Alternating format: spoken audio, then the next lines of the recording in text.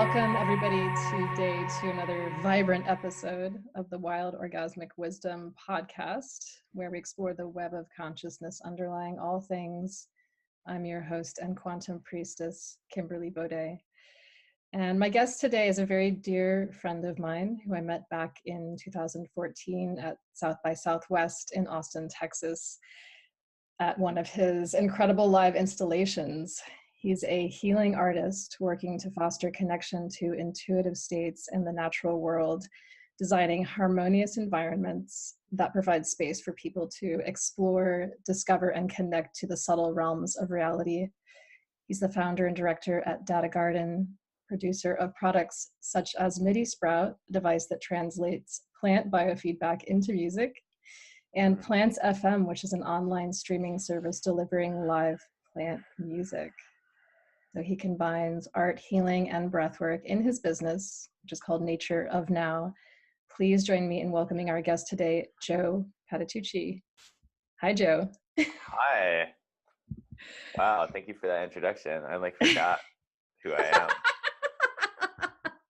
That's a good thing. It's cool, yeah. Yeah, that's great. So I wanted to open this podcast just because I feel like I have a pretty good sense of what you do in your different projects, but I really want the people listening today to understand what you're about and what these projects like DataGarden and MidiSprout and PlantsFM, what that's all about. Right on, yeah.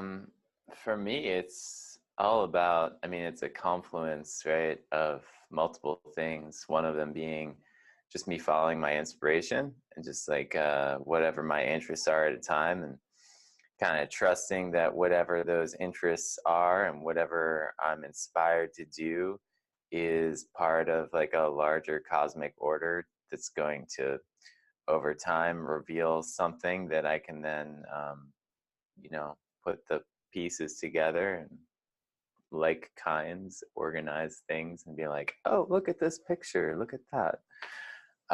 So that's one aspect of it. That's in terms of where it comes from in me, or how I found it. And then the greater purpose that I've pieced together from the information the universe is giving me is that, this is all about, it's all about meeting people where they are. And whether that's in their phone or on their computer or whatever, as we're becoming, more digital beings, just meeting people where they are, and then providing bridges for them to get back into their body, get back into presence, get back into connection with nature. That's the basic idea. And then in terms of the why, there's the little me why, which was that inspiration stuff, which is very powerful. Then there's the big why, which is more of beyond my time on earth and beyond humans' time on earth. And the bigger picture, I just see that, I'm invested in the survival and thrival of human beings on this planet and beyond, in whatever form we end up being, transhumans, posthumans, whatever it is. And it's my belief that in order to actually achieve this survival and thrival, not only on our planet but beyond, it's important that we have access to all of our innate capacities as humans. We've done a really great job over the last however many thousands of years, or especially the last 200 years, of creating physical comforts and creating these things that allow us to communicate long distance digitally and all that stuff. And in the process, though, we've also kind of selected out the we've kind of not given outlets for other kinds of experiencing this earthly plane, right? So people that are highly intuitive, people that feel a lot, all that stuff. Like if it didn't serve the production line, you know, it wasn't taught in schools, and so if you were tuned into that stuff, then you were just noise in the signal chain of production, right? You're crazy or you're a weirdo or whatever, right? That kind of attitude is not going to help us to survive and thrive. So it's important for us to have access to all of our capacities. And like I said, yeah, we've done a great job with like certain like kind of more logical things, right? But there are other aspects of our beings that have been that have been long cultivated by other cultures. There are also aspects of our beings that have probably been forgotten. And we have this amazing opportunity to use technology, digital technology, in a way to like rediscover, reawaken these innate capacities, like these like vestigial senses. And it's going to take not only the head and all this brain mathematical stuff, it's going to take these other capacities. We're going to need them to survive in other places. We don't know what tools we're going to need, but we need to like build that toolkit. So for me, the big why is just creating more opportunities for the discovery of our capacities so that we can survive and thrive here and beyond. Nice. Yeah. Yeah. I'm thinking about future generations, and obviously things are going to get pretty exciting, especially if we as humans stay on the planet for a while. So to I guess any parents out there or people who already have these, let's say, vestigial senses, like those of us who are highly empathic or notice psychic abilities, or parents of children who like don't fit the mold, how do you see either parents being supportive or us supporting ourselves and each other, those of us who are different? That's a really good question. I would just say like one of the biggest things you do is just to trust yourself and allow yourself to feel things. I think a lot of times people that have these kinds of senses or that are really tuned in have been conditioned, right, to think that it's weird, or that they're like special and all these things. And it's like, yeah, you are in a way, but like it's actually a lot of these things are things that we're all capable of to some level. Like we're not all going to be like Olympic like skiers or something like that, right? And we're not all going to be like total like psychic channelers, right? But we all have this capacity within us. So I think the first thing is just to recognize it and be okay with it, not to criticize yourself for like feeling whatever you feel, or any stories about like, oh, I'm crazy or I'm weird. You're not weird. You're just a human that's like in tune to this thing that we can all tune into. Maybe you're tuned into it on a higher level, but you're not weird. You actually have a gift that you're here to bring. So I think sometimes, I guess that's like the first place I would start. It's just like, don't separate yourself from the world just because this gift. See how you can be an offering. Yeah, fantastic. I agree with that. Yeah. It's a big challenge. And I think it's also just so exciting if people, us and other people, can learn how to accept ourselves more. So you've invited folks, I noticed on your webpage, you've invited folks to commit to searching for means of surviving beyond the life of our solar system Hmm. and our known universe. Can you talk a little bit more about that? Well, yeah, I mean, it's happening, you know, like NASA and everybody's doing it. So I'm just referencing it more than, Hmm. uh, I'm more referencing it than inviting it. I just know it's happening. And I guess like the place I see myself in the value chain of all of humanness, human development is just creating experiences for people to tune into these like kind of states of wonder and allow themselves to kind of imagine like what, you know, what like where does creativity come from, or is what's the deal with like plants and consciousness, and like what's how's all this stuff working, you know? Yeah. Yeah. Yeah, I really remember the way I felt the first time I saw one of your installations, and the first time I realized that you had connected plants. Basically, you'd connected. My understanding was that you had connected plants to lie detector equipment, and the energetic impulses of the plant were being processed through a system that was then using those signals to create music and vibration. I remember sitting on the chair, and there's that Oh, pad that's right. underneath me, and it Yeah, was cool. vibrating. Yeah. Yeah, so I was going back and looking at the photo that I took at that event in Austin, and just remembering, I just had this huge sense of wonder in my heart, and this feeling like, yes, yes, it is happening. Like somebody's doing. Yeah, that's Um, awesome. yeah, I was just so thrilled and so excited, and I still feel that way about your work. Can you talk a little bit specifically about MidiSprout, like Hmm. exactly how that works and what that's about?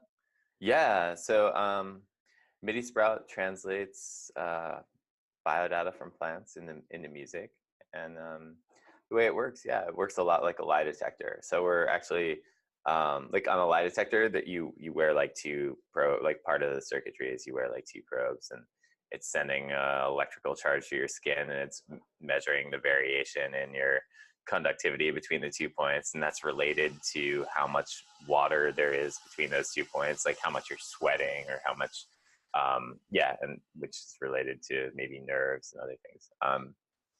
On a plant, what we're doing is we're putting two probes on the leaves, and we're measuring how much water is between this point and this point. Um, and then that varies over time because a plant is a self-regulating organism. So that variation is what's expressed as a wave, like in a lie detector. You know, it's like higher conductivity, lower conductivity. So you're just seeing this wave, right? So we're taking that wave and we're translating it into pitch. And then we scale the pitch so it's all in a key. The idea is that the music should be harmonious so people can listen to for a longer period of time, because it's in listening for a longer period of time that you can tune into these subtle changes that happen in plants. Plants aren't like us where they can just like boom, they're just doing stuff. They're kind of, it takes a long time for these changes to happen. So yeah, and then there's another aspect of the sound that the plants can control is actually kind of like the timbral qualities of the instruments that it's playing. So it can change some like textural kind of things, like reverbs, delays, echoes, and things like that. And the way the plant does that is by it's actually the velocity and the change of that wave. So if it goes from a really short wavelength to a really long wavelength quickly, you know, like one way would be for it to be really gradual, Hmm. right? And another way would be like boom, boom. Like if it does that, then it actually allows the plant to turn a knob, like on a car stereo, but that knob is like mapped to different effects. So like change delay. So the cool thing about that part of it is that yeah, if you hear like a big change in the effects and the patterns like at the same time, you just know that like something just happened in the plant, like something's going on, and that could be related to a lot of things, like energy shifts in a room and all sorts of cool stuff. Yeah. So you've obviously been doing this for quite a while. So you've listened to you've spent the number Yeah. of hours that you've spent listening to plants. Like, I don't know if you could even make a calculation of how many hours of your life now you've spent listening.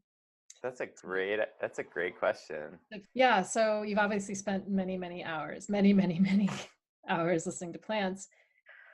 What, if you can quantify it into human language, what have you noticed or learned about what plants have to say or share? Cool. It's a great question. I'll tell you a story. Yeah. Yeah. So the first time I connected a plant to this system, I designed sounds, and then I was using like a pro audio software, like Ableton Live, and designed the sounds, and then I designed like the parameters for the plant to control, like with the knob, if there's like a huge change in the velocity. And I'd never heard it through a plant before. I had just used raw data or whatever, and like while I was designing it. So I'm with the engineer, and we're there, and he has the plant, and we hook it up, and the music starts playing. And I was like, I didn't know. I thought maybe he was doing a little test of something. I didn't know if it was actually streaming, and it was going. And I was like, I just looked at him. I was like, wait, is that the plant? And he said yes. And right when he said yes, I mean, just kind of like what you described earlier, like my heart lit up. I was like, whoa. And like right when I felt that, I was looking at the screen, and right when I felt that, this knob turned like all the way up, and it like turned on this like super blissed out reverb, because it's like how I designed it or whatever, right? But like, so right in line with that, my excitement, there was a huge velocity change in the wave on the plant, and I was like, and then that happened, and then I looked at Sam, and I was like, dude, wait, did that just respond to my excitement? And he was like, I don't know, man, but it's in the data. That just happened. And I thought like, oh, that's cool. Like maybe that's really a thing. I don't know. Maybe that's just me like staring at clouds and seeing patterns. It wasn't sure. And then, a couple weeks later, when debuted this installation at the Philadelphia Museum of Art, where we had 4 plants in a room, each one was playing a different instrument. There were a few instances. I mean, this was up for like 3 days. So if I had to quantify my hours, I would say I listened to plants 24 hours that weekend, at least, maybe 30. But there were a few people that when they walked in the room, there was just a huge change in the patterns that were happening and the effects that were being played by the instruments, by the plants. And so I would see that. So I would just be reading or whatever, and all of a sudden the plant over there just completely changes what it's doing. And then the 3 other plants change what they're doing like a few seconds later. And I'm like, what's going on over there? Who's that person? They're not touching the plant. They're just near it. Because if they were touching the plant, the system, like the technology is actually reading the human, because the human's energy just so overpowers the plant. So they're not touching the plant. They're just near it. So I would go over to these people, and I would just ask them, say like, hey, this might sound crazy, right? This is me. Like I was separating myself from like whatever, this might sound crazy, but I just noticed that when you walked in the room, the data from this plant completely changed. Like, can you just tell me something about yourself? Like, do you know, does that sound weird? And they're just like, each one of these people was just like, oh, that makes total sense. Like, of course. Yeah. Oh yeah, that right on. Yeah, that makes total sense. Like, I'm a Reiki master. So, or I'm a energy healer, I'm a botanist, or I'm a florist, right? And I was just like, wait a second, what? Like, not only not only do all these people have something in common where they're like, energy healers or like really into plants, but they also took it um, as a part of their reality without any question. The fact that when they walked in a room, that a plant would respond to them. So that to me, like, revealed that, of course, there's like there are other realms that we're not experiencing, that we're not tuned to as humans, or that we haven't been trained to be tuned to.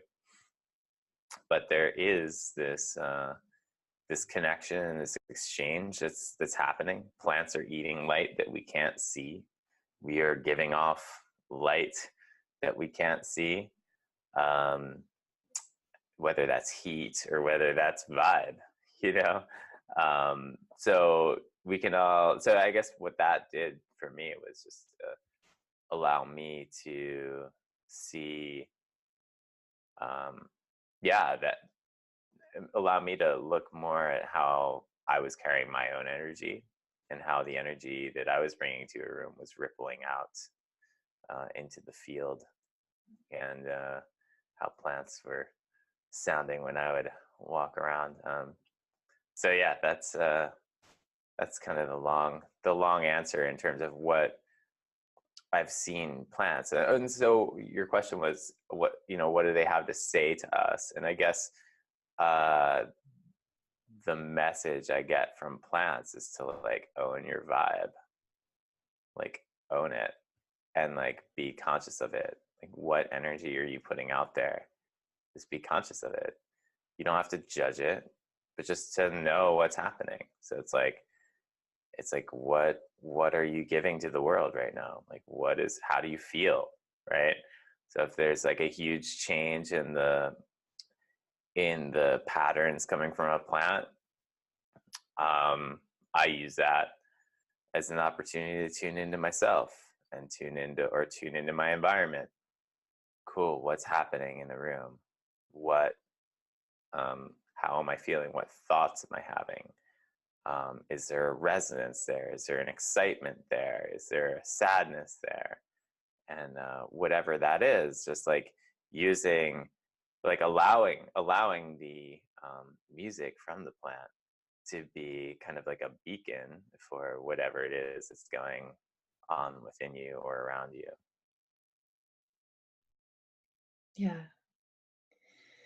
Yeah, it's incredible. I'm feeling, I got goosebumps when you were telling that story, and I'm feeling like plants themselves really are this biofeedback. We can look at them as like a biofeedback mirror of, our states and how we're taking care of the planet, how our energy is reflecting through the plants. I'm just imagining some future where, plant biofeedback is used at all times. It's almost like keeping track of the weather, or keeping, any sort of these things that we do as humans, keeping track of the weather, keeping track of like seismic waves. Like, if we were kind of always listening to plants, would that inform what we do as humans, how we conduct ourselves in relationship to the earth? I just see a really huge potential for a lot of consciousness expansion through this medium. Totally. I really feel that. And another thing came up for me just now in terms of the message that I get from plants is, and I mentioned this to someone, and they were just like, you need to say that all the time because that was really good. So now I try to do that. But I think of a thing that inspires me about plants is that they don't seem to have like the negative aspects of ego that maybe we have as humans. So if your caretaker stopped feeding you or like put you in like a corner or something like that, you might feel resentment and you might be like, really pissed off. But if you just put like a plant in a dark room in a corner, it's not going to be like, Like, what are you doing? Like, how can you do this to me? I'm a victim now. I hate you. I'll show you. I'm just gonna shrivel up and die here. You know, they're just gonna be like, all right, where's the light? You know, like, where is it? They're just gonna like, if there's a crack if there's a crack under the door with like light coming out from it, like the plant will grow towards that light, and that's what it'll do. It's like a plant is just always growing towards the light. And it's always grounded. It's always growing towards the light from a place of groundedness. So that's always for me a really powerful metaphor for how I can exist and operate in the world. Is just like grounded and growing towards the light. Yeah. It's a lot simpler than all the stuff that we tend to get distracted by. Yeah, just like whatever it is that's coming up, it's like, cool, am I grounded? Am I growing towards the light? Am I grounded and am I growing towards the light? Yeah, very wise. Do you find that different plants have different flavors to their personalities? Different species or versus like specific different plants that might be in the same species? Yeah, I would say that like every plant, I mean, really every plant is like so different. Sure. Plants that have more water content are going to have more variation in their conductivity. So they're going to be able to produce more notes and more variation in the music normally. That said, I've had times where it's like pick up a new snake plant on the way to the meditation, and like the snake plant's not familiar with the environment, or like it's, you know, just play one note the whole time. You know, I've had that kind of thing happen as well. I would say that the biggest thing, the way our circuitry is built too, it's based on this variation over time, which the most, I guess I would say the most useful information that we get from a plant that we're creating music from is really just the change in energy that's happening over time in a space. Um, I don't know, and maybe I'm wrong, but I don't know that we can identify like specific energetic patterns from like if you played like an elm tree or something, that I would be like, oh, that's an elm tree versus a philodendron or something like that. There are just so many variables involved that a lot of things are determining what those patterns are. So to me, the the information that's most useful is the information that we get when we're spending a lot of time with a plant and listening to it, and then tuning into those, like when those shifts happen, like when the patterns are clearly different than they were like 5 minutes ago. It's like, whoa, what's going on? Yeah. Yeah. And I'm thinking now about humans and the people that you've worked with, and like the people that you teach a breathwork class where you're listening to the plants at the same time, which I think is incredible. And this realization that, you know, a plant can make music, putting quotes around that, a plant can make music, that realization, it's almost, it feels as big as like learning, if we were to suddenly learn the language of dolphins, and we all know exactly what dolphins are communicating.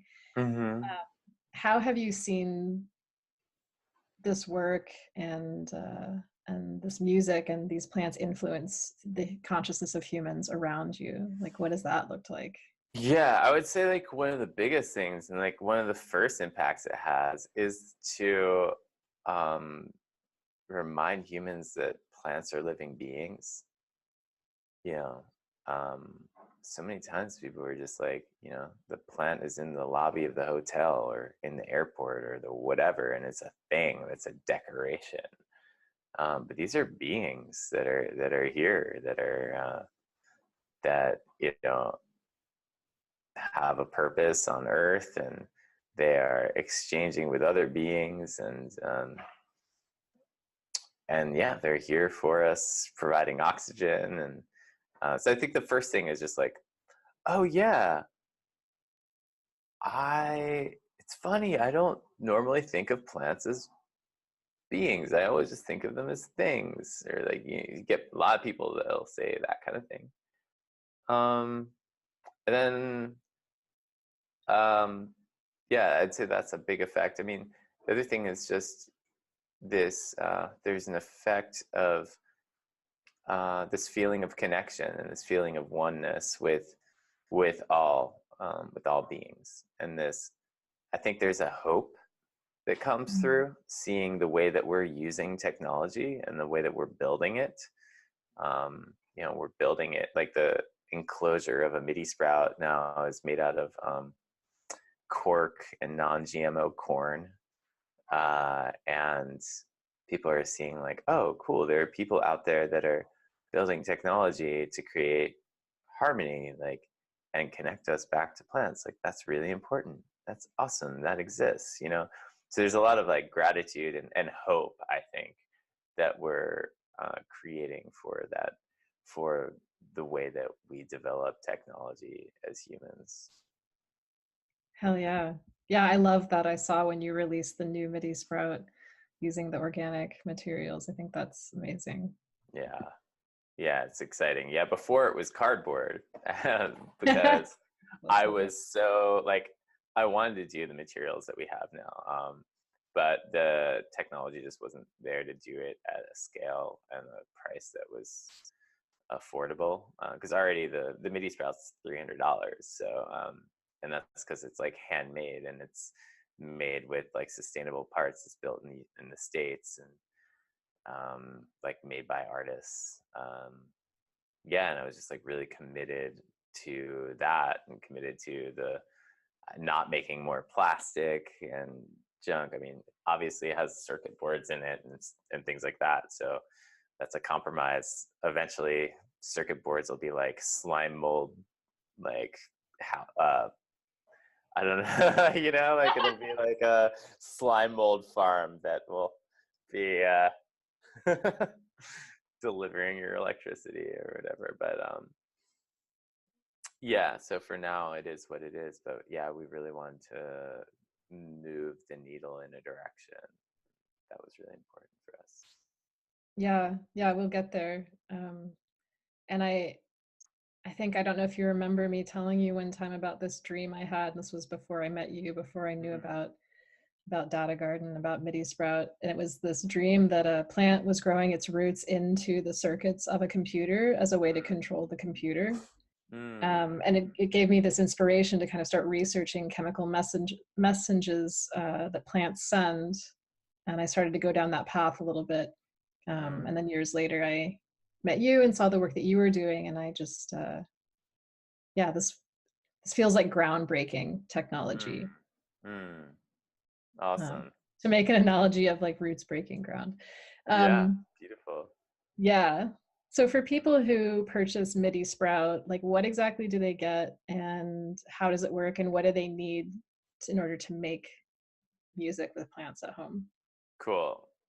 So yeah, we have, there are like basically two packages that you can get. There are two options, right? So there's MidiSprout and then there's MidiSprout for iPhone.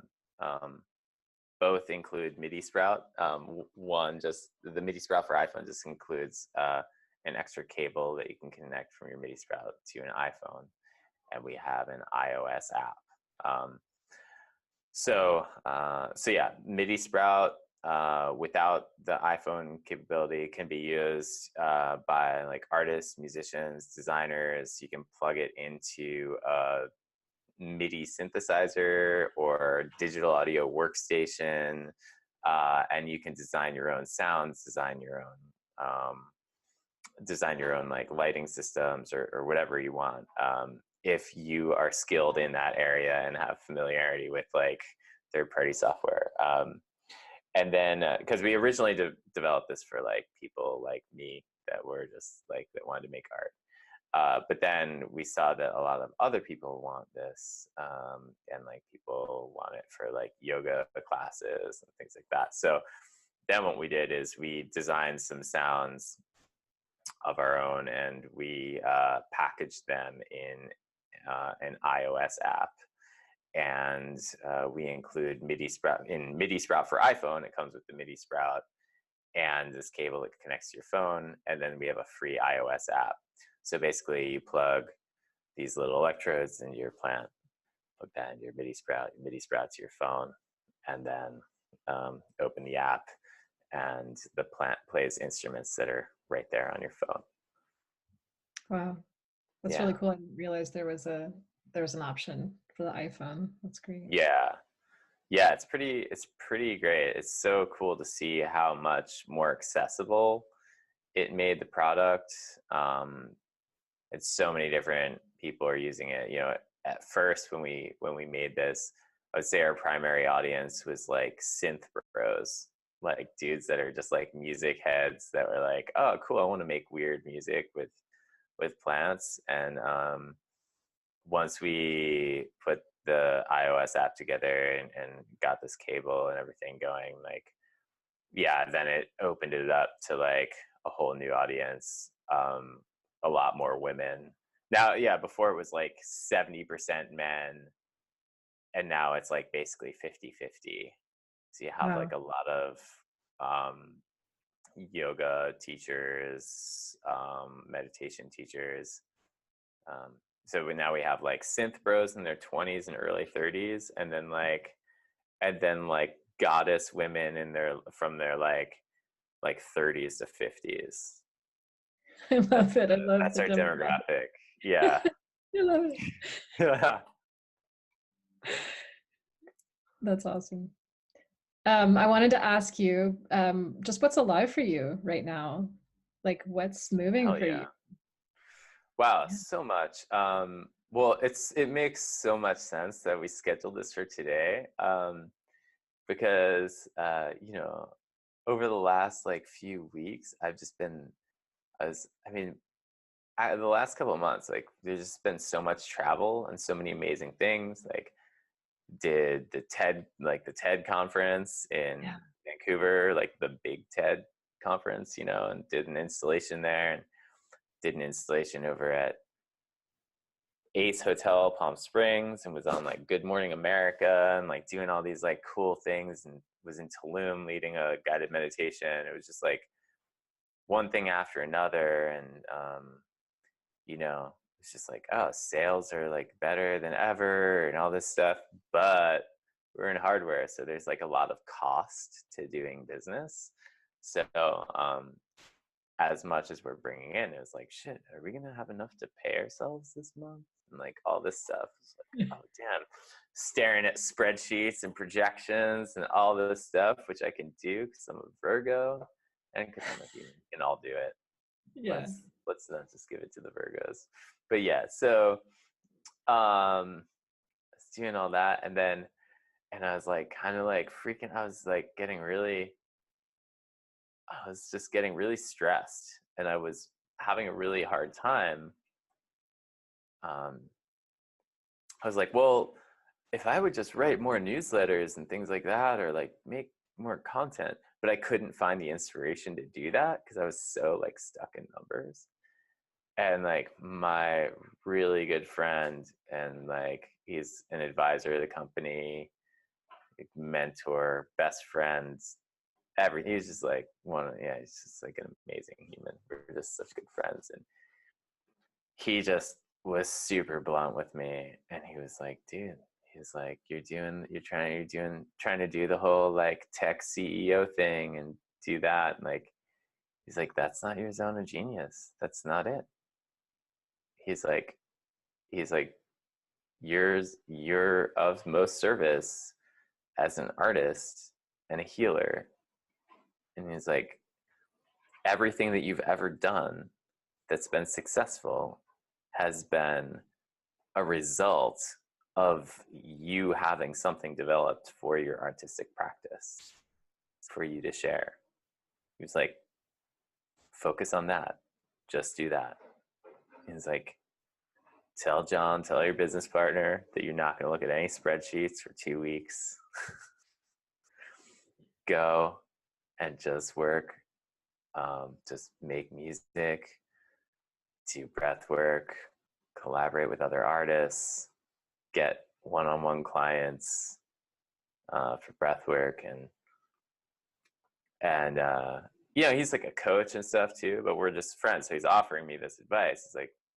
He's like he was like, I was reluctant even before he said this. He was like, I'm reluctant to tell you because I usually only tell this to people that have already invested $3,000, because since they gave me $3,000, they'll definitely do it.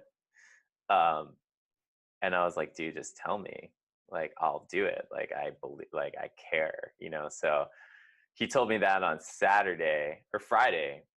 And then Saturday I was like processing it. I'm like super kind of like sad or like a little bit. I was psyched, but also like worried too, because like the sales and all that stuff. And we were just thinking about inputs, outputs, and it took a couple days, and I was basically like, all right, I'm gonna start on Monday. And yesterday I got up and I updated my website, built the newsletter thing, did all this. I'm getting like new business cards made, and this weekend I'm actually leading the opening ceremony, guided meditation for the opening ceremony at the Goop Summit. It's like Gwyneth Paltrow's wellness brand. So that's present for me. So I'm like fully investing in myself as an artist, and I'm blessed to have people around me that can just like deliver the messages I need. I'm blessed to have an awesome business partner too, who's like been really supportive of me. Like, I had this realization, or I heard this from Xander, and I was like, oh shit, like really? I was like, how am I going to tell John, And John, like, we had a conversation about it, and when he understood like where I was coming from, he was like, fuck yeah, do it, and and I'm psyched about what he's really good at, like networking and like building teams and stuff like that. So he's out doing that, and I'm doing my zone of genius. And I haven't looked at a spreadsheet at least for a day. Yes. I know, right? And then the other thing I noticed is like, of course, like I did check the email once for like the store, and of course like we're selling like a ton right now, and it's like the same way that MidiSprout, or like the same way that plant music is like and changes in plant music are a kind of divination tool for like what's going on with you right now. I think the sales are as well. Yeah. And like I often like notice, it's like if John and I are having like a really good conversation, they'll just be like, his like phone will ping, and they'll be like, oh, just sold a MidiSprout. It's like, all right, yeah, it's a good it's like that's a good idea then. Yeah, I like that idea that business success is this reflection of kind of like how aligned we are with being connected to our life's purpose, but also like what we're good at. Like you thrive being an artist and being a visionary and a healer. So yeah, I totally believe in that 100%. There's somebody for everything. There's somebody for every job.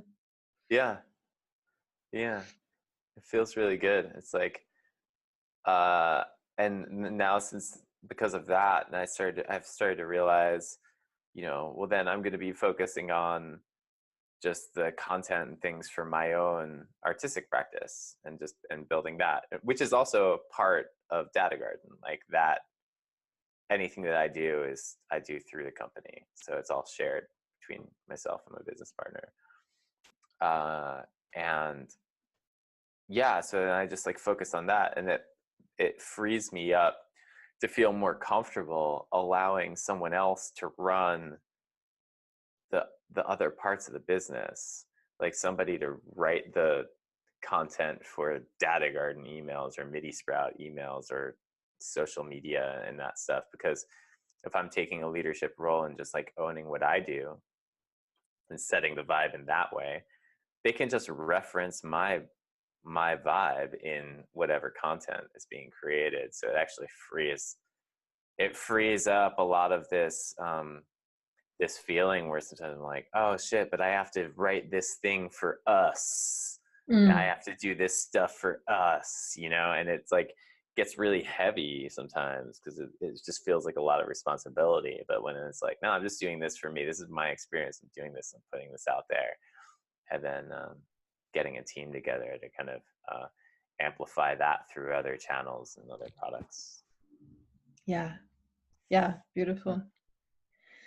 So I just have a couple more questions for you before we wrap up. Cool.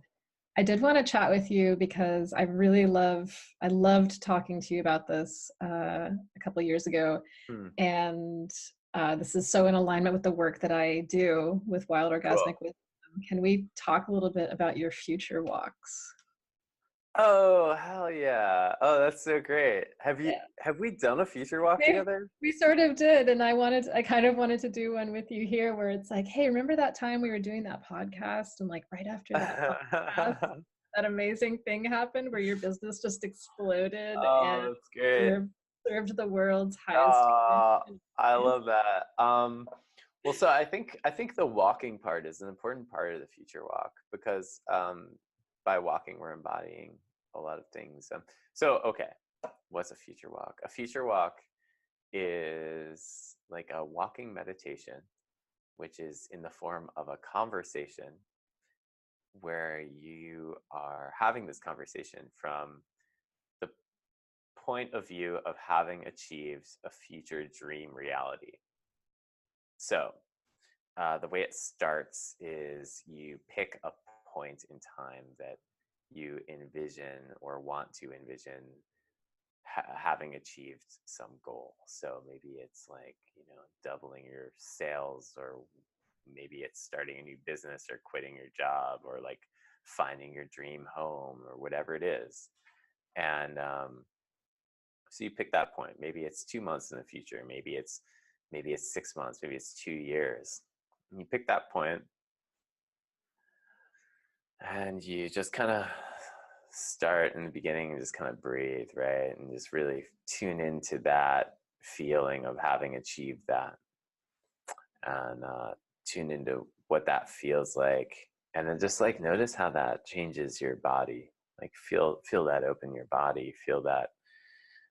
And then you go on a walk from that place and you have a conversation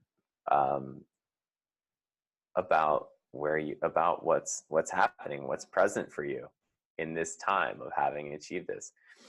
And the cool thing about this is that you're walking and having a conversation, say from the point of view of it being 2021, but it's 2019 now, and everything that happens in your immediate third dimensional reality is actually a memory that your 2021 self is integrating into your experience.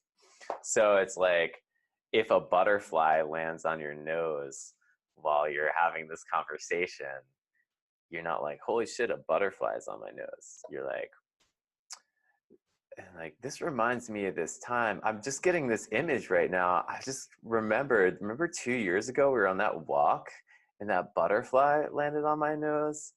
That was such a resonance with whatever you were just talking about, like whatever it is. So it was funny. At one time I actually used that metaphor of a butterfly. I didn't say it landing on your nose, but it's like, yeah, like say if like a butterfly like lands on you, like, and I use that, and then like, yeah, in the future walk, butterfly landed on the guy. He was like, whoa. He was like, it was really good. Yeah, but what you find, or what I found, is that like everything can shift around you. So you start having these kinds of conversations, like the quantum shift of like vibrational reality that can happen in this space is wild. Like super heightened synchronicities, like out of this world of this world. But I'll give you an example. So Yeah. this is very relevant, of course, as well. First time I did this was in New York City, walking around, and one of the uh, things I was talking about was embodying this role as a healer in myself, and how just being that attracted the other people that we needed to kind of run this business, and just me being in that zone of genius, and we're just like talking about having already achieved that, right? And in the middle of this conversation, this woman just like walks up. She's like probably like 22, she's like a model or something. Like she just walks up, and she's like a little like nervous or something, and she just says like, "Excuse me, um sorry to bother you, but do you have anything you can offer or say to somebody that just had a nervous breakdown?" And I was like, whoa. And it was like, whoa, the universe just delivered me like this opportunity to share my healing gifts like immediately, you know? And I was like, oh yeah, of course. Like, well, first of all, hi, I see you. And can I give you a hug? And she said yes. And I got up and I just held her for like 5 minutes, and she just cried on my shoulder. And I just told her it's okay to feel. And we just held each other. And then she thanked me and she moved on. And it was just like, okay. And I was like, all right, that's pretty powerful. That's a powerful synchronicity. And then we start walking and continuing our conversation. We started talking about how, yeah, it's great that there are just people that are around us that kind of will just jot down or tweet like little quotes of things that we say that are like interesting or relevant, or they'll like just like take copy, and they'll make copy based on like conversations they just overhear us having, or that as we're hanging out. And then we're like walking across the street talking about this, and then we run into this dude who's like a copywriter, who's like one of John's friends. And it was like, whoa. And it was like just in the middle of that conversation, yeah, we're just like, yeah, it's great because we were just like inspiring people to write. You know, we have like such a great team, and like people are just inspired. Right, so we run into this dude, we stop, and John's having a conversation with him. And while they're having a conversation, this woman comes up to me, and she's just like, excuse me, I'm really sorry to bother you. Do you have a piece of paper? And I was like, yeah, I think I do. And I was just like going through my bag. She's like, I'm really, really sorry. She's like, I'm so sorry to bother you. Like, I just really need a piece of paper right now because I'm really inspired to write a poem. And I was like, oh shit. Like, yes, of course you need to write a poem. Of course you're inspired right now. Like, because I've just like embodied this energy of having those people around me. And they just like this came right in. And yeah, so it was really trippy. I recorded the whole thing too. And then like our reaction afterwards, and like the ideas we had, like, yeah, I mean, so that's just one example of that's like the first time I did it. But yeah, I've had similar experiences with many other people. So the walking part is a key part of it. Committing to staying in that mode of talking about everything as like from that future reality. And you can do it in nature, you can do it in a city. Cities are fucking crazy. It's really cool in a city. It's fucking wild. It's really crazy. It's cool. So Yeah, Amazing. future walks. Hit me up if you're Future. in LA. Let's do it. Or fly me somewhere cool. Let's do it. Yeah, Joe does these future walks professionally. So if you want a future walk with Joe, you have to check out his website. Um, and yeah, it's like quantum reality, time space folding. Like Yeah. it's serious work. Yeah. Fantastic. Um, well, I just want to wrap up by inviting you to kind of muse with me or on your own about this connection between the kind of work that you do and wild orgasmic wisdom, Mm, like whatever awesome. that brings Yeah. up. Allow the feminine to be free. Just like allow it, allow the energy to move. Like, yes, please. Like, yes. I think that, um, yeah, I mean, that's like part of this too, right? Is like access to the feminine, access to nature, access to the wild, right? And you know, I designed a system not to create music that's verse, chorus, verse that has a specific structure and that is there to tell a specific story from my ego, right? I designed a system that allows the energetic shifts within a plant for the universe to express itself without any kind of constraints to like a deep structure. But at the same time, I created a system that has enough structure for there to be for this energy to be directed in harmony, but for there to be enough openness for the uh, the energy of the plant to be expressed freely. So I guess that's I guess that's what I'll say about that. That's how I see my work relating to this, because it's about the masculine playing a role that creates structure and creates a safe environment for the feminine to like dance. Mm-hmm. Wow, that's big. I love it. Yeah, and it's all stuff that I'm working on expanding or resonating that into other parts of my life too. It's easy to do it with a new form that you're creating, right? It's more challenging to do in a relationship that has all these like cultural stories around it that we're just bombarded with. Like there aren't like there aren't stories that we're bombarded with of what the relationship is between plants and music. There just aren't, but there are for like human relations and relationships. So yeah, I'm just like doing the work to allow that allow my artistic practice to ripple out through the rest of my life. Awesome. Thank you so much for being here on Earth and for doing this work. We're all really grateful. Yeah. Yeah, my pleasure. Thank you, Kim. Yeah. Yeah, So I really want to put some plant music at the beginning and ending of this podcast. So if you totally. have anything to share with me, that way our listeners will kind of get a Absolutely. taste of Yeah, what it is you're creating. cool. And yeah, where can people find you? Cool.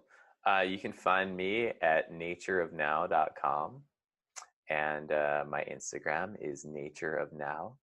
You'll also find links on all those sites to my other projects, like my company, DataGarden, which produces MidiSprout.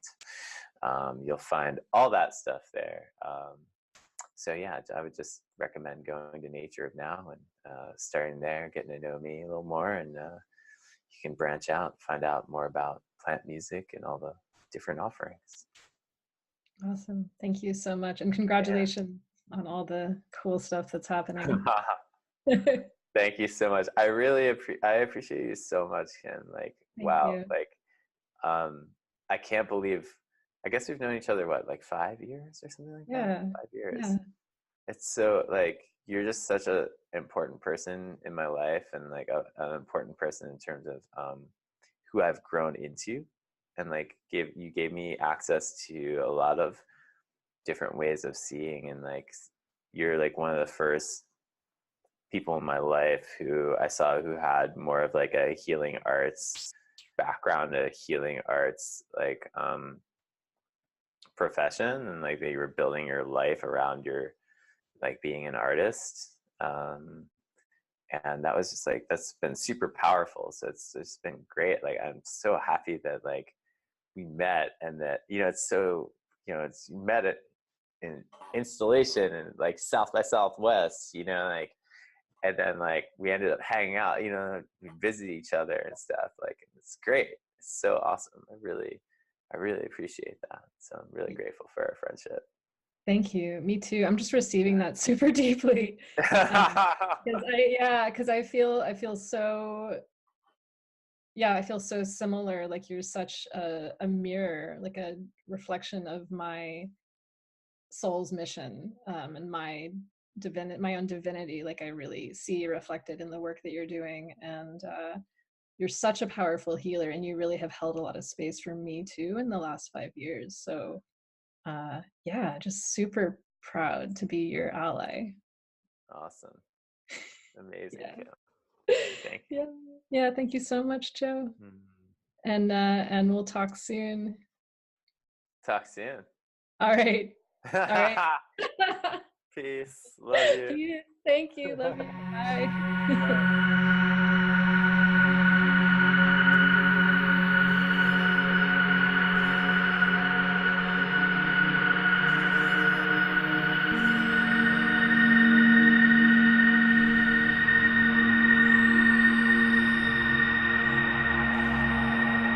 I better look cool. I better say everything right. It better be okay. It better. It'll be great. Don't be vulnerable. Act like you're vulnerable. That's it.